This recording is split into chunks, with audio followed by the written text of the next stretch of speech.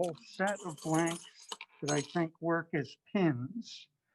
And what we have to do is we have to either glue or weld the pin onto the back of that. And we have another set that work as pendants that get a chain attached to them. These are all pre-cut ones. Then we have a whole set of just plain shapes. So I have plain rectangles, plain circles, somewhere in here. There we go. There's some circles in there. There's the steel wool that I was using to polish the top. And these are what we use to cut the hole into the blanks that don't have a hole in them. Put my blank pendant into my cutter, tighten it up a little bit, try and hold it in place as I drill the hole through it. And then a little piece of copper is going to drop out the other side. I tighten it up all the way, loosen it until I can get the blank off. And there we go. Got a nice big hole in there. And again, this other cutter was going to cut a smaller hole in there, which I didn't want. So now I have that issue where I might want to polish that up again. Oh, here's the little tiny piece of copper. If you can see that, try it that way. There we go. Little tiny piece of copper that I just cut out. A little quick polish to the top again. So I just polished off the top of this copper piece. Now I'm painting a holding agent onto it because I want to enamel the top of it. This is something that we would do in ceramic sculpture jewelry. There we go. So what I want to do next is I want to put some color onto this jewelry piece. This is the enamel that I'm going to sprinkle on. And then in here, I'm going to find probably just one colored chunk, which I'm going to lay at the bottom of that. So this part right here is where the chain attaches. And at the other end down there is where I'm going to put a chunk or two or three. I'll probably just try one to start of color. So this is one that I worked on earlier. It's just a plain purple. There's another one. That's a pre-cut stamped copper blank where I sprinkled on my blue. This one is Victoria red. Not much red in there. It's really dark. And I put the white line in there, which is a piece of glass thread that was kind of curvy.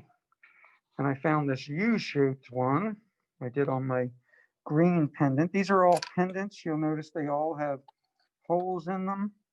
For this one, I cut the hole in there. Got color on the bottom, color on the top portion. There's some others in there. There's my Christmas tree one I did.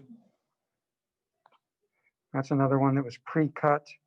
However, all the colors I put into the Christmas tree ran way too much. Those were the smallest chunks of colors I had.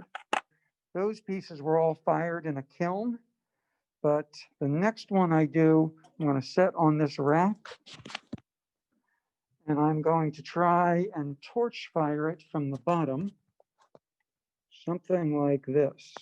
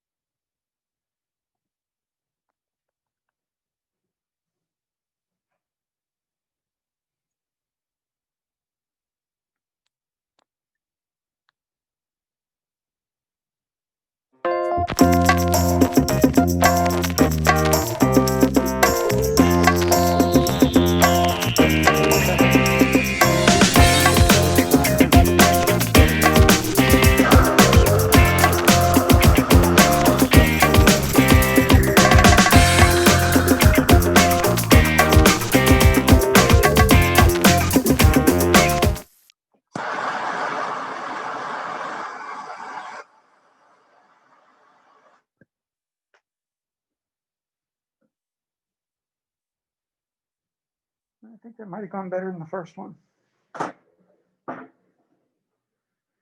So I did a lot from the bottom to make sure that enamel got melted down first, and then I just hit a little bit from the top to melt in that chunk.